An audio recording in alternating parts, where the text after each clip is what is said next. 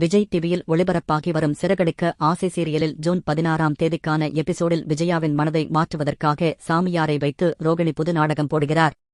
ஆனால் கடைசியில் ரோகிணிக்கு மிரட்டல் வருகிறது. அதுபோல் சீதா அருண் ரிஜிஸ்டர் மேரேஜ் செய்யப் போவதாக சொல்கின்றனர். அதற்கு மீனா என்ன பதில் சொன்னார் என்பதை பற்றி விரிவாக பார்க்கலாம்.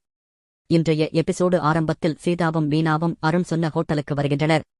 அங்கு அருண் தன்னுடைய அம்மா தனக்கு பெண் பார்க்கும் விஷயத்தை சொல்ல சீதா ஃபீல் பண்ணி அழுகிறார். அதற்கு அருண் நாங்க 2 பேரும் சேரணும் என்றால் ரெஜிஸ்டர் மேரேஜதான் வழி.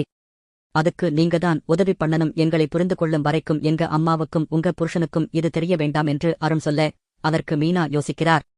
சீதா ஏற்கனவே ஒருமுறை மீனாவிடம் பேசும்போது அப்பா இருந்திருந்தா அருணுக்கு கல்யாணம் பண்ணி வச்சிருப்பாரு என்று பேசியதை மீனா நினைத்து பார்த்துவிட்டு, என் புருஷனை மீறி நான் எந்த விஷயத்தையும் செஞ்சது கிடையாது, அதனால் எனக்கு யோசிக்கிறதுக்கு டைம் கொடுங்க என்று சொல்லிவிடுகிறார். மறுபக்கத்தில் விஜயா சாமியாரை சந்திக்கப் போக அங்கு ரோகிணி மறைந்து இருந்து நடப்பதை பார்த்துக் கொண்டிருக்கிறார்.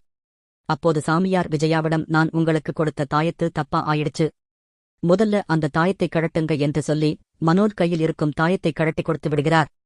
கொஞ்ச நேரத்தில் சாமியார் விஜயா மீது விபூதியை எடுத்து அடித்து, உங்க வீட்டு வாசல்ல யமதர்மராஜா பாச கயிறோட காத்துட்டு இருக்குறாரு, உங்க உயிரை காப்பாற்றுவது உங்களோட மூத்த மருமகள்தான், உங்க மூத்த மருமகளால்தான் நீங்க உயிரோடு இருக்கீங்க, நீங்க இரவு தூங்கும் போது இனி தினமும் சிவப்பு சேலை தான் கட்டிக்கிட்டு தூங்கணும் என்று சொல்கிறார். அதற்கு விஜயா எதுவும் சொல்லாமல் அமைதியாக வெளியே வருகிறார். வெளியே வந்து மனதிற்குள், எனக்கு இது சந்தேகமா இருக்கு, யாரோ இப்படி பேச சொல்லி காசு கொடுத்த மாதிரி இருக்கு என்று நினைத்து பார்த்துக் கொண்டிருக்கிறார்.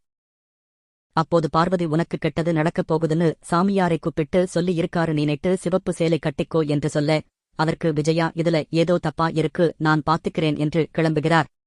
பிறகு ரோகிணி சாமியாரிடம் நன்றி சொல்ல, அதற்கு அவர், நீ மகிழ்ச்சியாக இருந்தால் போதும், ஆனா உன் குடும்பத்துக்கிட்ட உண்மையை சொல்லி வாழப்பாரு என்று சொன்னதும் ரோகிணியின் முகம் மாறுகிறது.